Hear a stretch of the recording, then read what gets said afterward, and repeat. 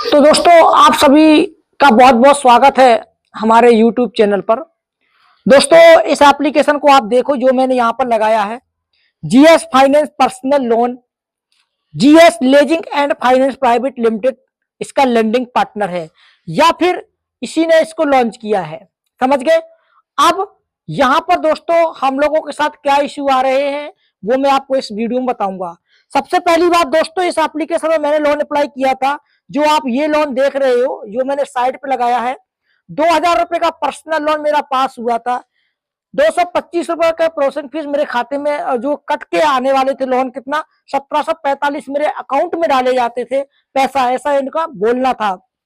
और यहाँ पर 2096.67 पैसा की ईएमआई जो है ना हमारी बनी थी, जो कि 1 मंथ के लिए ये लोन मिलने वाला था। सो ये प्रूफ आपने देख लिया। ऑलमोस्ट जहां तक मेरा मानना है कि जीएस फाइनेंस में जितने भी भाई लोन अप्लाई करते हैं उनमें से 90% लोगों को 2 और 2500 का लोन मिलता है, और 10-5 ऐसे बंदे होंगे जिनको 10 से 12,000 का ऑफर देती है कंपनी। ठीक है।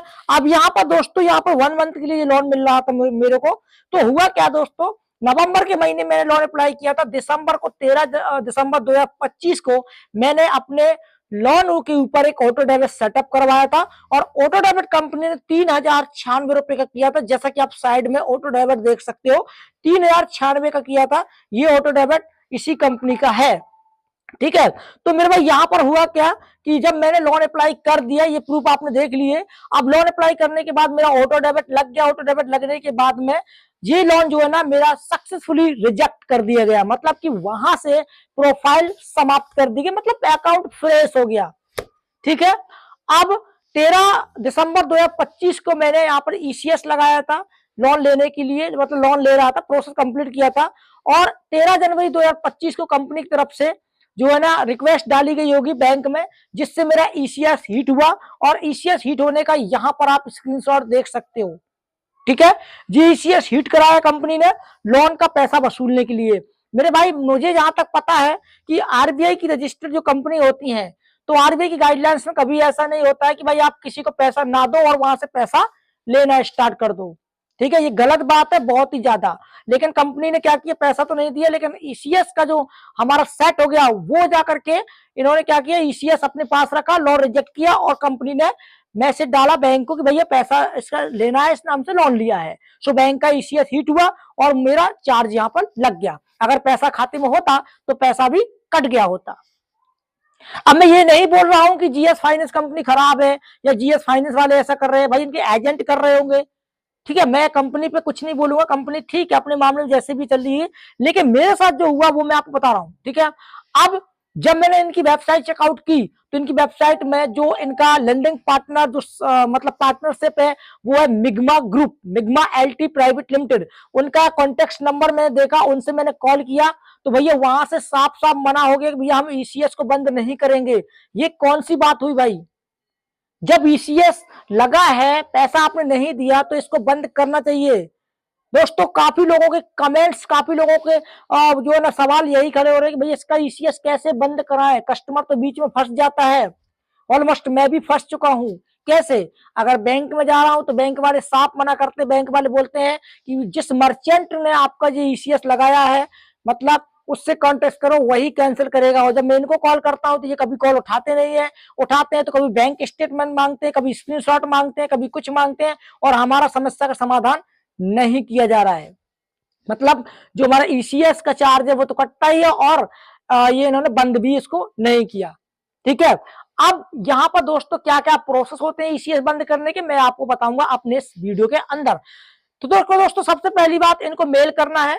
इनकी एक मेल आईडी है जो कि मैं आपको बता देता हूँ। थोड़ा सा मैं यहाँ पर प्ले स्टोर पे आता हूँ, और इनका जो मेल आईडी है, यहाँ पर मेल आईडी मैं आपको बता दूं कौन सी है। ठीक है। इनकी मेल आईडी है दोस्तों support@gs.in। इसमें एक मेल करना है ईसीएस स्टॉप करने के लिए। ठीक है। और ईसीएस स्टॉप करने का मेल करने के बाद आपको यहाँ पर वेट करना है। और जहां तक मैंने देखा कि इनका जो कॉन्टेक्ट नंबर है वो लगता नहीं है, और मेल पे जो हम मेल करते हैं उसका कोई रिस्पॉन्स मिलता नहीं है। ठीक है। ये किस प्रकार की कंपनी भैया, यही पता नहीं चल रहा है। ठीक है। ये कैसे काम करते हैं दोस्तों मुझे यही पता नहीं चलता। अगर आप लोग पढ़े लिखे हो या फिर आप लोगों कहीं से लोन लिया हो तो आपको पता होगा कि जिस भी पर्टिकुलर जिस भी पर्टिकुलर कंपनी से हम लोन लेते हैं ईसीएस भी उसी के नाम से चलना चाहिए। लेकिन अभी तक मुझे पता है कि मेरे एक फ्रेंड का ईसीएस लगाया था कंपनी वालों ने, तो ईएमआई शॉप के नाम से लगाया था। ये कौन है भैया ईएमआई शॉप? ठीक है। और मेरा जो ईसीएस है रिवांचा के नाम से लगा, ये कौन है रिवांचा? ठीक है। तो भाई लोग कंपनी को ईसीएस जो है ना उसका जो लाइसेंस है किसी एजेंट को नहीं देना चाहिए। ठीक है। एजेंट को देते हैं तो एजेंट ही ये सब कुछ करते हैं। समझ गए मेरे भाई? कंपनी इस पे एक्शन ले, कंपनी थोड़ा सा जागरूक बने, कंपनी थोड़ी सी अच्छी तरीके से चलाए कंपनी अपनी। मैं यही कंपनी से रिक्वेस्ट करता हूँ कि कंपनी इसको में सुधार लाए। ठीक है। लाइसेंस लेकर के ये गलत काम करना कंपनी को नहीं भाता है। दोस्तों मेरे साथ हुआ है तो मैंने आपको बताया, और ना जाने कितने लोगों को मैंने कमेंट्स पढ़े हैं। जिस भी यूट्यूब में मैं जीएस फाइनेंस के वीडियो देखता हूँ हर एक कमेंट को रीड करता हूं मैं। सबसे ज्यादा प्रॉब्लम यही है ऑटो डेबिट का। ठीक, बैंक से पैसे काटे जाते हैं, लोन मिलता नहीं है। सो मैं आपको एक रिक्वेस्ट करना चाहूंगा कि लेजिंग जो जीएस फाइनेंस के जो एप्लीकेशन है प्ले स्टोर पे, इसमें अगर आप लोन अप्लाई करते हो तो ऑटो डेबिट मत लगाइएगा। एक तो लोन अप्लाई करो ही मत, क्योंकि यहाँ पर लोन मिलता नहीं है और मुसीबत में और आप पड़ जाओगे, जैसे कि मैं पड़ चुका हूं। ठीक है। तो पहला जो काम है वो जीएस फाइनेंस वालों को मेल करना, जिसका कि मैंने ऑलरेडी मेल किया हुआ है।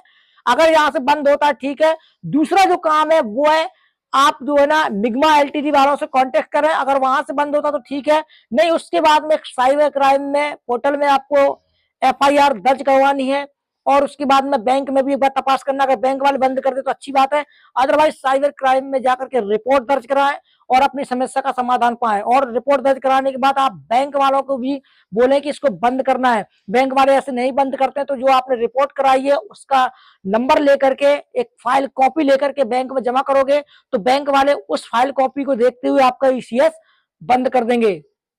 ठीक है। क्योंकि मेरा जो बैंक है वो दूसरा है, मैं तो गया था तो मेरा तो भाई अभी बंद नहीं हुआ है। ठीक है। आगे बंद करवाने की कोशिश करूंगा, अगर बंद होता है तो अच्छी बात है, नहीं होता है तो फिर भाई इसमें हम क्या कर सकते हैं। फिर तो जो अच्छा लगेगा वो करेंगे, जैसा कि मैंने आप बताया वही क्रम मैं भी करूंगा। ठीक है। तो ईसीएस बंद दोस्तों यहाँ से नहीं हो पाता है। ये कंपनी किस प्रकार से काम करती है और मेरी तरह को कितने भाई जो है यहाँ पर फंसे हुए हैं, कृपया करके कमेंट में जरूर लिख के बताइएगा। और ज्यादा से ज्यादा आरबीआई में कंप्लेंट करो ताकि एक्शन लिया जा सके इसके ऊपर, क्योंकि ये बहुत बड़ा एक आप समझ सकते हो स्कैम ही हो सकता है। क्योंकि यहाँ पर पैसा मिलता नहीं है, पैसा कटना चालू हो जाता है बैंक से। किसी का लोन राशि पूरे करता है, किसी का 570 करता है, किसी का 118 कटने लगता है। ये कौन सा भैया, कहाँ से आप ईसीएस कौन सा आप यहाँ पर लगवा देते हो? इसको हटाना भी आपका ही फर्ज है ना। ठीक है। तो मेरे भाई यहाँ पर मैं यही बताना चाहूंगा कि भाई थोड़ा सा सतर्क रहिए, सावधान रहिए। मैं तो फंस चुका हूँ, और ये वीडियो देखने के बाद आप लोग दोस्तों थोड़ा सा सावधान हो जाओ, मैं आपसे यही रिक्वेस्ट करूंगा। चलिए दोस्तों, मिलते हैं किसी नेक्स्ट दूसरी वीडियो में, तब तक के लिए जय हिंद, जय भारत।